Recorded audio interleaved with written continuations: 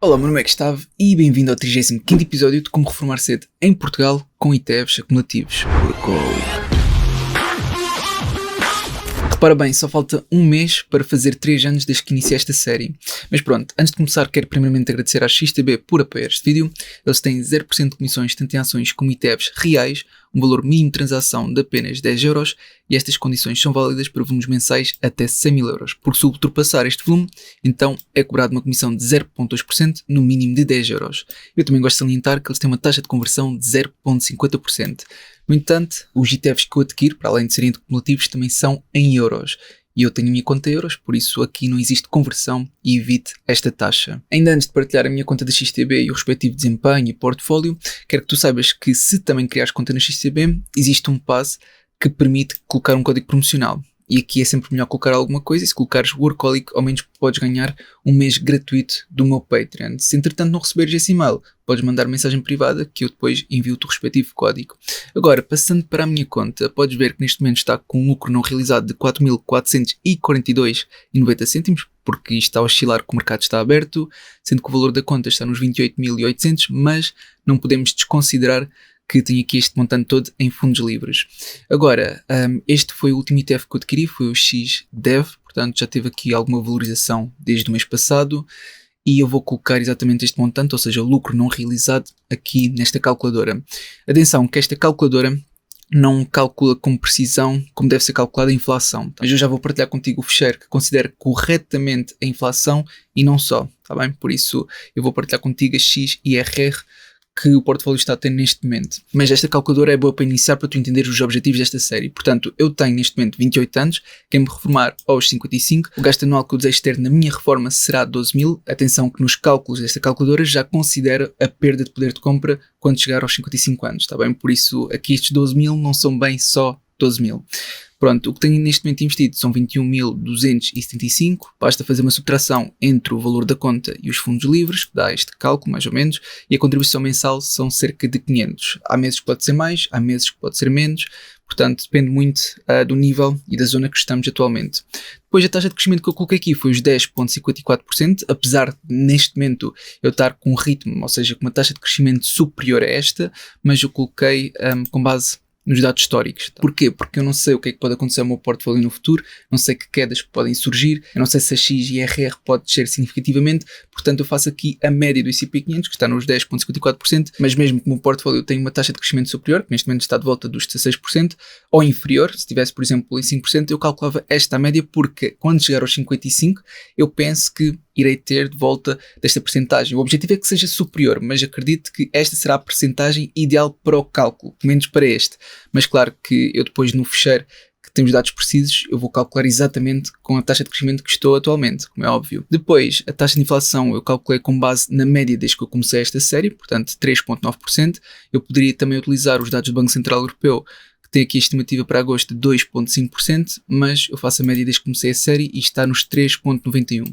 Por isso foi exatamente isso que eu coloquei aqui. A taxa de levantamento segura é os 4,5%, tal como comuniquei no primeiro episódio, e assim sendo, apenas me falta 6 anos para, se assim quiser, parar de investir e consigo atingir o FIRE number, ou seja, o meu objetivo para então me reformar aos 55 com o valor desejado, que já considera a inflação. Mas pronto, isto dá uma má percepção, porque eles o que fazem aqui é pegarem na taxa de crescimento e deduzirem a inflação, está bem? É por isso que não dá uma percepção real do valor que teria aos 55 anos. Por isso é que este valor parece pouco quando chegar a essa altura, mas não é assim tão pouco, porque aqui já reduz a taxa de crescimento com base na inflação. Mas pronto, o cálculo correto é feito neste fecheiro, está bem? Agora eu vou colocar os dados para este mês, porque nós estamos em setembro, por isso eu vou colocar aqui a estimativa dos 2,50%, como vimos anteriormente. Eu penso em investir neste mês cerca de 500, eu depois coloco aqui o valor exato no final do episódio, e atualmente tenho 4.445,61. Ok, então vou colocar aqui 4.445,61. Pronto, o que é que isto diz? Diz que estou com uma XIRR, uma taxa de rentabilidade atual de 16,58%, que é até bastante elevada, não é? Portanto, nós já ficamos contentes supostamente de ter uma taxa de crescimento anualizada de 10%, eu estou com uma taxa superior de 16,58%. Por isso isto vai exatamente de encontro aos meus objetivos, que é tentar otimizar as minhas escolhas mês após mês. Pronto, agora, vendo aqui, diz que falta apenas 3 anos e 6 meses para atingir o Coast Fire, ou seja, com base nesta taxa de crescimento real que estou a ter, é menos do que apresenta aqui nesta calculadora, e se eu não parar de fazer aportes mensais, então consigo-me reformar daqui a 24 anos. Isto também não é muita diferença. Aqui, segundo os cálculos, é quando tiver 52 em vez de ser aos 55. Sendo que isto também considera os impostos. Atenção, isto tem tudo em consideração. A tributação em vigor. Aqui a tal permanência de um período igual ou superior a 8 anos. E a tributação em vigor para esse período, que é 19,60%. Está bem? Portanto, é uma exclusão de 30%. Que até é bastante interessante. Aqui neste fecheiro apresenta tudo, por isso não há muito que acrescentar. Isto já foi falado anteriormente, eu estou apenas a explicar o básico. Agora, eu enganei-me aqui numa coisa, que na taxa de inflação eu pus, em vez de 2,50, pus 250. Agora já está correto. É por isso que eu estava a achar estranho ser aos 52. Portanto, antes de ser aos 52, é na verdade aos cerca de 45 anos. Portanto, se eu continuar a fazer aportes mensais. O que é fantástico. E ainda por cima, estou com uma taxa de inflação considerada de 3,87%. Se realmente continuar de volta dos 2,5%, então pode ser que baixe e consiga ainda antes. O que é algo muito bom para o meu objetivo. Agora, passando ao gráfico, começamos pelo S&P 500, que obviamente que está na zona 1, muito próximo de fazer novos máximos absolutos. Não está lá, mas está próximo de o fazer. E acontece que, ok, se eu realmente tencionasse investir e ter maior exposição aos Estados Unidos, então aquilo que eu iria investir seria cerca de 400. Mas eu também vi um índice do Euronext 100 e acontece que este está na zona 2. Ou seja, houve aqui algumas ações europeias que tiveram uma queda e pode ser interessante ver as mesmas porque podem estar mais atrativas do que algumas ações americanas. Que, pronto, nós quando estamos a adquirir um ETF, estamos a adquirir várias ações. E sendo que se a maior parte estiver sobrevalorizada, não é exatamente isso que procuramos, entendes? Nós queremos algo que permita, para além de surpreender os analistas em termos de crescimento, também que esteja preferencialmente sobrevalorizado. Agora, eu acredito que talvez possa existir mais oportunidades neste momento dentro do mercado europeu. É uma questão de ver e identificar o que é que pode ser mais indicado para o meu perfil de investidor e objetivos. Eu também vi o Euronext 500, aqui o número diferencia porque estamos a falar ou das 100 ou 500 maiores empresas por captação de mercado, portanto entre as várias bolsas na Europa, e aqui também as 50 maiores empresas por captação de mercado na Europa. Agora, aquela que teve uma queda recentemente e mais se destacou, na minha opinião, foi aqui a SAP. Portanto, o que é que eu decidi fazer? A SAP teve aqui uma grande queda, ou seja, tu podes ver que maioritariamente tem sido uma ação bastante estável, ou seja, quando está próxima do SMA ganha suporte, pelo menos desde outubro de 2022, porque se vimos anteriormente houve aqui um período que realmente esteve abaixo, mas maioritariamente conseguimos ver que é uma ação estável, que tem estado maioritariamente acima da SMA e quando atinge ganha suporte. Pode ser um pouco abaixo, mas acaba por ganhar suporte. Portanto, teve esta queda e eu identifiquei que talvez possa ser interessante ter uma maior exposição a um ETF com esta ação. Por isso, o que é que eu decidi fazer? Então, antes de mais, eu quero que tu compreendas que estamos na zona 2 no que diz respeito ao índice europeu. Por isso, a volatilidade desejada seria aqui entre os 15% e 20%. Está bem? Agora, eu decidi ver vários ETFs cuja sua constituição tinha aqui a SAP e acontece que este era o que tinha maior exposição. Repara, este aqui tem um peso de 14,71%, portanto aqui a SAP ocupa este peso todo, mas é um índice maioritariamente focado na Alemanha e não é isto que eu quero. Portanto, estive a ver outro, este relacionado com inteligência artificial e Big Data, no entanto este já está na zona 3, também a volatilidade é muito superior. Aqui as empresas podem ser um bocadinho mais arriscadas ou pelo menos mais futurísticas, depende do objetivo, também maioritariamente a exposição aos Estados Unidos. Portanto, aqui não é indicado para o que procuro neste episódio. Depois também vi esta, que é física, cumulativo, tem um Total Expense Ratio baixo, fund size até elevado. Depois fui para baixo para ver e acontece que a SAP tem apenas um peso de 2,86%. Deixa-me só ver, é Optimizing Sampling, ok, pronto. É constituído por 376 empresas e pelos vistos distribui esta percentagem de uma forma muito igualitária. Ou seja, é claro que vai reduzindo, mas a SAP tem um peso muito pouco expressivo neste ETF. Portanto, decidi ver mais ETFs até encontrar este. Este aqui é full replication, ou seja, o Euronext 50, aquele que vimos há bocado, ou seja, quando eu te mostrei isto, é exatamente a composição. Mas em termos de peso, tu podes ver que a SAP ocupa 7%, que até é bastante elevado para um ETF, mas só que a ASML ainda tem um peso mais significativo, o que também é um máximo interessante e que é partilhado aqui nada à mesma. Mas antes disso, este ETF tem um Total Expense Ratio até baixo, de 0,10%, que eu acho interessante, é acumulativo, é físico, tem um bom fund size, é elevado. Foi constituído em 2010 e é composto por 50 empresas, porque se é um full replication das 50 empresas com maior captação de mercado na Europa, é normal que a sua constituição seja 50. Em termos de volatilidade, está nos 17,13%, que é entre os tais 15% e 20% que tenho em mira. Euro, se vamos mais para baixo, este é o peso que já tínhamos visto, maioritariamente França, Alemanha, Netherlands, Espanha e por aí fora. A ASML, se não me engano, faz parte de Netherlands, portanto é onde eles têm sede. E a exposição em termos de setores é maioritariamente ao financeiro, industrials e tecnologia, tal como podes ver. Pronto, agora, como a ASML é que tem o peso mais expressivo, então vamos ver um pouco da mesma. Ela ainda está longe dos máximos absolutos, isto caso algum dia atinja. Se atingir, vamos a falar de uma possível valorização de aproximadamente 60%, que não é nada mau. Aliás, eu vou pôr isto dia para dia só para compreender se estou mesmo a ver os máximos, porque aquilo poderia ser os máximos relativos. Então, vendo novamente, máximos desde o preço atual, aqui sim, é cerca de uma valorização aproximada de 60% se algum dia atingir os máximos. Pronto, vou colocar novamente 2 em 2 horas, que é o time frame que tinha inicialmente. Para este time frame não podemos dizer que é uma ação muito estável, porque não tem ganho de suporte no SMMA, tem estado praticamente a oscilar nesta linha e é pena não vermos um contínuo crescimento.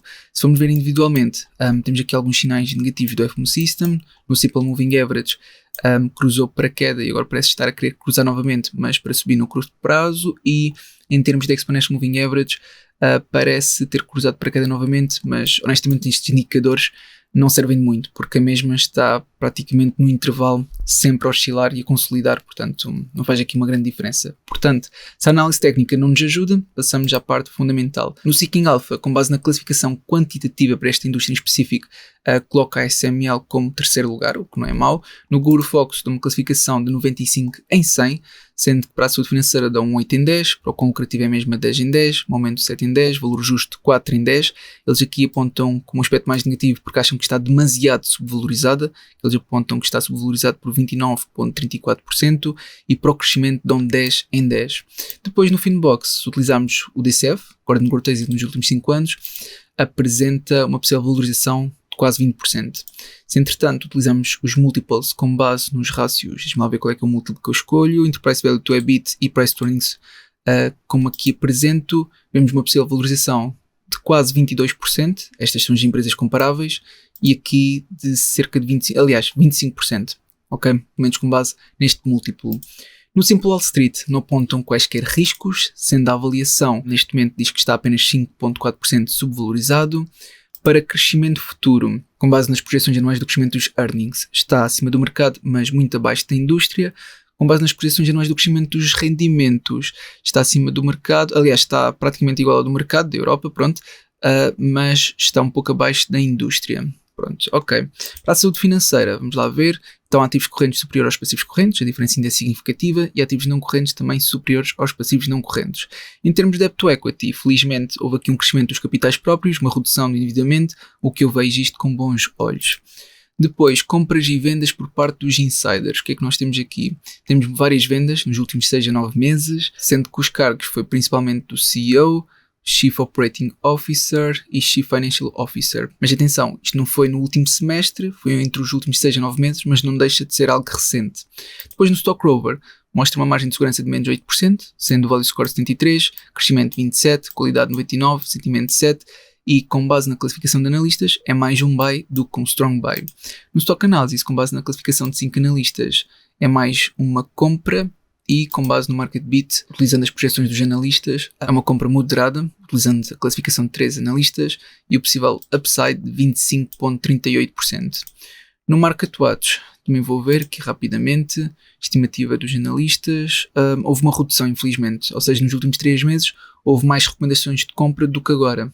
Podes ver que esta recomendação de compra foi reduzindo, que é um aspecto negativo.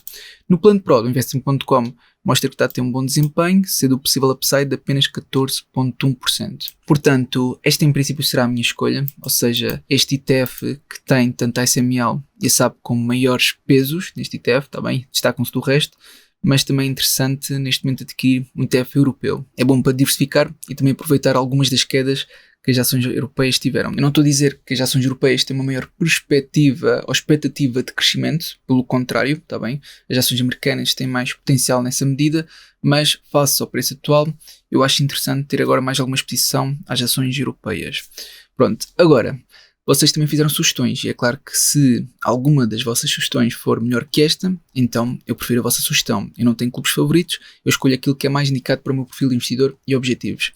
Entretanto, fizeram-me esta sugestão, ou seja, nos comentários sugeriram aqui a VGWE, que tem um fundo size até elevado, físico, acumulativo, um total expense ratio de 0,29%, é constituído por 2.180 empresas, é mesmo muito, portanto estamos a falar de um ETF mundial, mas se olharmos para o peso, vemos que até está mais ou menos bem equilibrado. É claro que tem aqui uma grande exposição aos Estados Unidos, mas 40% não é assim tanto. O problema aqui é a sua volatilidade, está mesmo muito acima daquilo que eu quero, portanto já entrar na zona 3 e não é isso que eu procuro. Estas são as empresas que constituem este ETF, que não é para já algo que me identifique.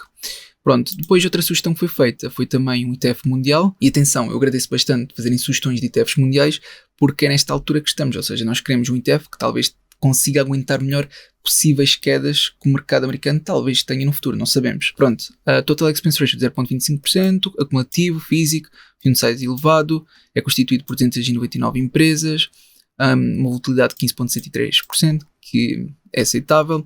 Agora, tem demasiada exposição aos Estados Unidos e não é exatamente isto que procuro neste momento. De qualquer modo, mais uma vez, eu agradeço pela sugestão.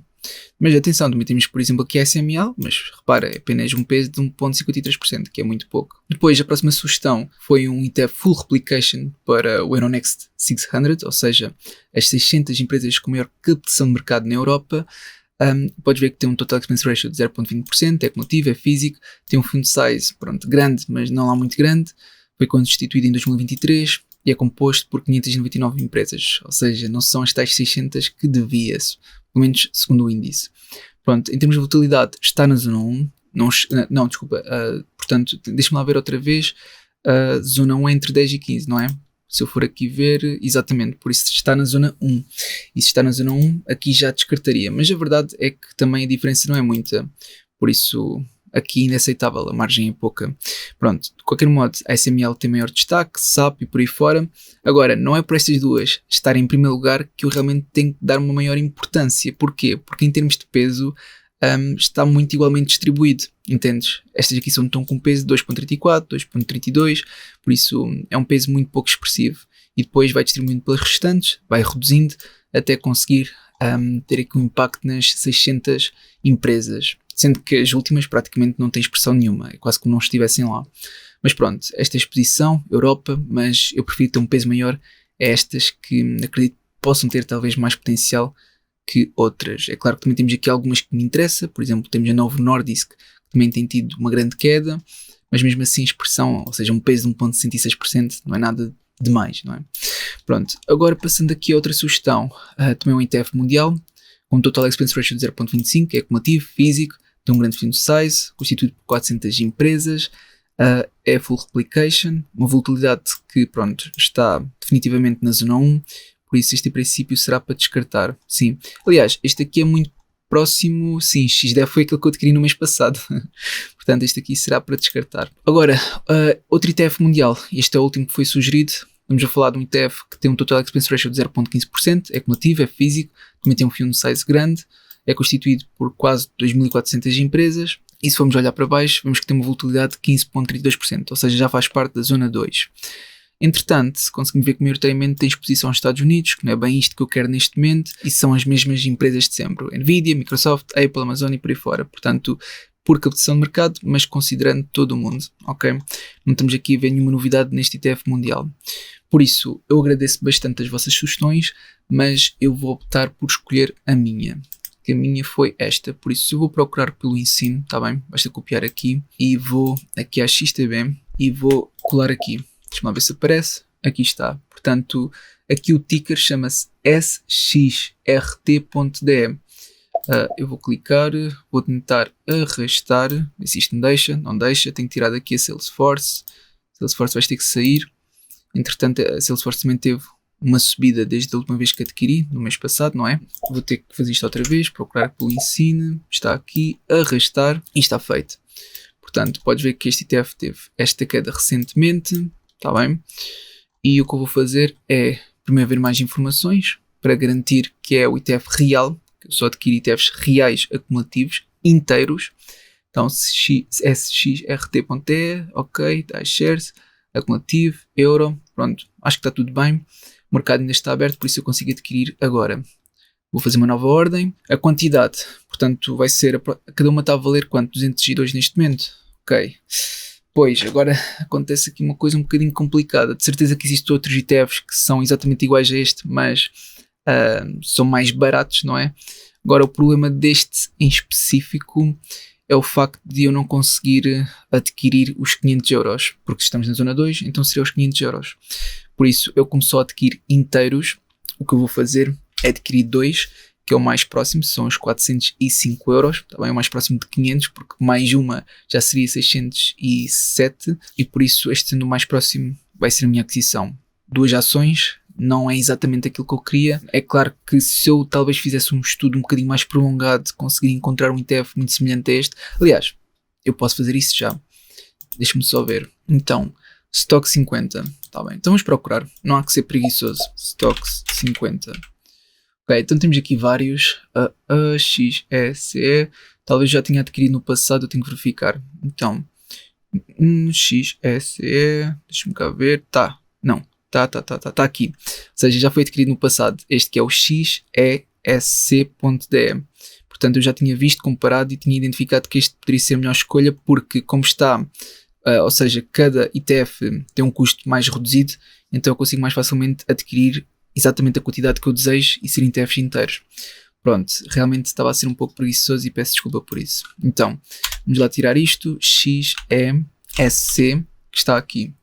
Pronto, que já foi adquirido no passado e está com uma valorização neste momento de cerca de 12,17%. Pronto, ok, aqui está. Agora eu tiro este daqui, que realmente não estava a ser uma boa escolha. Agora arrasto. Pronto, está aqui as últimas vezes que eu adquiri. Portanto, o preço está aqui. Adquiri 2 vezes no passado, tanto como um ETF mais 6 que está por trás, mas que eu não consigo mostrar-te bem, mas pronto, mais 6 ETFs, mais 6 passado algum tempo, e agora depois desta subida vou adquirir outros 6 ETFs. Só para garantir, eu vou a Just ETF para ter a certeza que é um ETF semelhante, porque em termos de peso da SAP e da ASML pode não ser igual, e portanto eu tenho que ter a certeza disso. Portanto, XESC também tem um grande fund size, até tem um Total Expense Ratio mais baixo, de 0,09%, é cumulativo, é físico, tem um grande fund size. Entretanto, a volatilidade também é a mesma, 17,12%, muito semelhante à que vimos. E temos aqui a SML com peso de 7,3% e a SAP com peso de 7%. Por isso, sim, é exatamente este que eu quero. Portanto, o que eu vou fazer é com o rato direito, nova ordem, e agora eu quero aproximadamente 500 euros. Por isso, o mais próximo parece ser 5 ETFs. Exato, 5 ETFs. Porque cada uma está a valer cerca de 92, 93 euros. E por isso, se eu aumentar mais uma, então fica 555.